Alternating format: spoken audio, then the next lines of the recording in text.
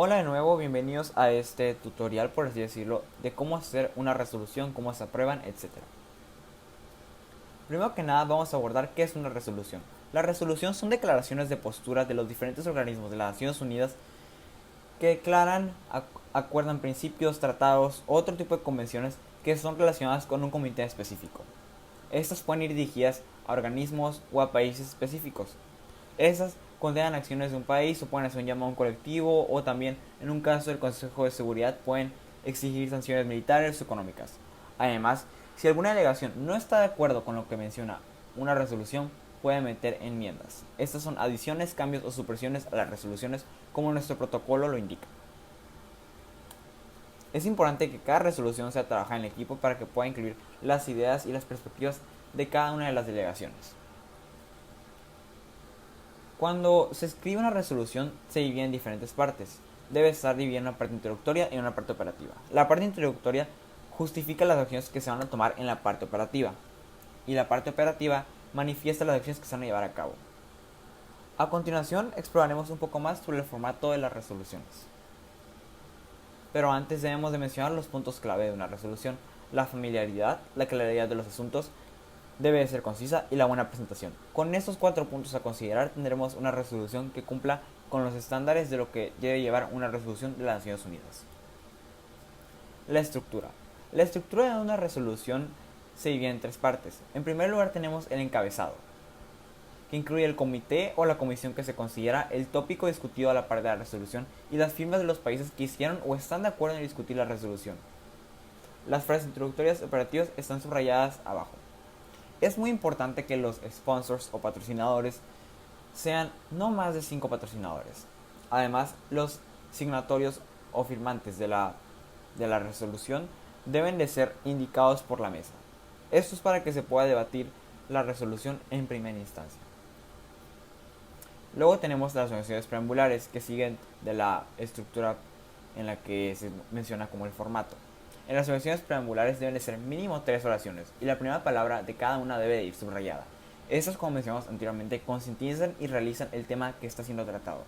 Además, introducen el tópico. Como su nombre lo dice, oraciones introductorias. Después tenemos las oraciones operativas. Estas cierran el tópico y, al igual que las oraciones introductorias, deben de ser un mínimo de 3 oraciones. Estos hacen un llamado a la acción y son muy específicas con lo que piden. Además, en caso de requerir explicar más una idea, se enlistan en letras, luego posteriormente en número romano. Aquí podemos ver un ejemplo. Podemos ver que se incluye un 1, luego un A y luego un I de número romano. Algo muy peculiar de toda resolución es que podemos ver cada renglón, aunque no tenga nada escrito, debe ir enumerado.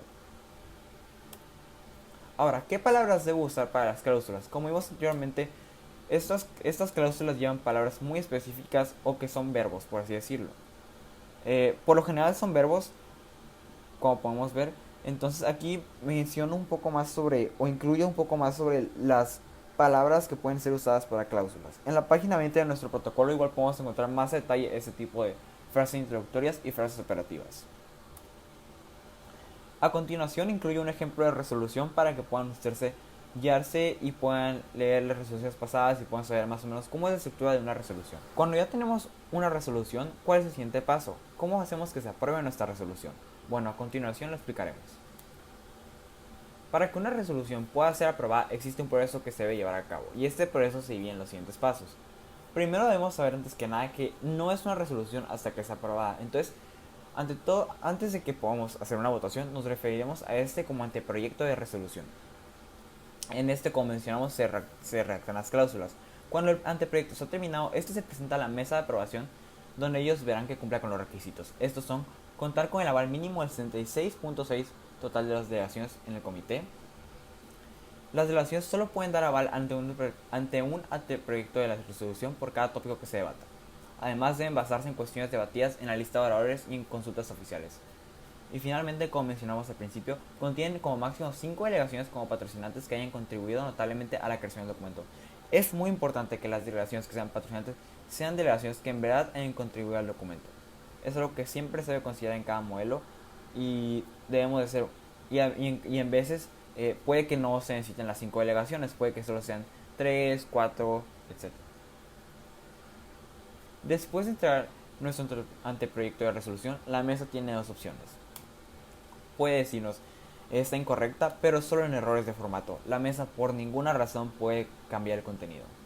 O nos puede decir, ¿saben qué? Está muy bien y ya la podemos presentar. En el caso de que ocurra la segunda opción, la de presentar, y que estemos pues felices de que ya podamos presentar nuestro trabajo, seguirán los siguientes pasos. La mesa puede reconocer con máximo 3 delegados de esta resolución que son patrocinadores a que presenten el anteproyecto de resolución ante el comité. Cada uno de estos delegados tiene como 3 minutos y medio para defender el anteproyecto y después se somete a 5 interpelaciones.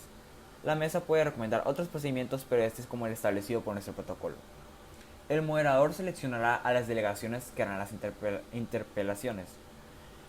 Existen dos modalidades para debatir este anteproyecto de resolución. Puede que sea mediante un caucus moderado o mediante un debate de una lista de oradores. En caso de que se haga una lista de oradores, el delegado tiene 2 minutos para hacer un comentario al respecto. Ahora, ¿qué pasa si estamos de acuerdo con la resolución, pero hay una cláusula que no nos convence del todo? Bueno, pues aquí es cuando presentamos las enmiendas. Las enmiendas, como mencionamos en una introducción de las resoluciones, agregan, borran o modifican partes específicas del anteproyecto de nuestra resolución. Cada delegación puede remitir como máximo una enmienda para el anteproyecto de resolución por cada tópico. Esto quiere decir que la delegación de Sudáfrica no más puede someter una enmienda para la resolución para el anteproyecto de resolución del tópico A, pero puede someter otra para el anteproyecto de resolución del tópico B, más no someter dos en un mismo anteproyecto. Una enmienda no puede cambiar la esencia original del anteproyecto. Es muy específica con lo que cambia y deben de ser cláusulas que en verdad sean necesarias de cambiarse. Las enmiendas deben de ser previamente remitidas a la mesa de aprobación. Después deben de contar con un 20% de las firmas de las delegaciones representadas en la comisión de la Asamblea General, con un total de 25% para comisiones pertenecientes a consejos económicos y sociales y con un total de 30% para firmas de los miembros del Consejo de Seguridad y comités subsidiarios. Además, debe ser introducida cuando el foro está abierto. Pero, ¿qué pasa si yo estoy de acuerdo con la resolución, pero todavía hay una cuestión o hay una cláusula, ya para ser más específico, que no me convence del todo y siento que le deberíamos de revalorar? Es aquí cuando presentamos la división de la cuestión. División de la cuestión es cuando se somete a votación cada una de las partes operativas del anteproyecto. Esto se hace a través de una moción de procedimiento y debe ser secundada y votada para ser aprobada con mayoría absoluta. El moderador puede aceptar mociones adicionales para dividir la cuestión y ordena las partes de mayor a menor grado. Si la moción es aceptada en una mayoría relativa, la resolución no será dividida y se procede a votar por separado cada parte operativa de la propuesta, para determinar si ésta se incluye o no en la resolución final. En caso de que todas las partes operativas de la propuesta sean rechazadas, toda la propuesta es rechazada por completo. Ahora, ¿qué ocurre en todo caso cuando ya pasaron nuestras enmiendas, división de la cuestión o simplemente no hubo ninguna de estas mociones? Bueno, procedemos a las votaciones. Las votaciones son muy simples. Para esto se debe cerrar el debate y se solicita un voto por lista formal. Los observadores no pueden votar y el proceso es el siguiente. Son 3 rondas. En la primera ronda, los delegados pueden votar a favor, en contra, abstenerse o pasar. Si votaste a favor o en contra, puedes pedir un derecho de explicación de por qué estás votando a favor o por qué estás en contra. Este derecho de explicación debe ser muy específico y no se debe pedir nomás por pedir. La delegación debe de verdad tener una razón por la que a lo mejor se está cuestionando su postura inicial, pero hay una razón por la que está votando a favor o está votando en contra. La segunda ronda, los delegados que pasaron durante la primera ronda deben de volver a votar en esta segunda ronda. Y los delegados pueden pedir derecho a explicar su voto durante la primera o segunda ronda. Pero el derecho de explicación se lleva a cabo al terminar la segunda vuelta. ¿Ok? En la tercera ronda, el moderador vuelve a preguntar si algún delegado desea cambiar su voto. Y si ningún delegado puede explicar su voto. El moderador después procede a anunciar el resultado después de que la mesa haya realizado el conteo de la votación. Pero digamos que la resolución pasa, todos votan a favor.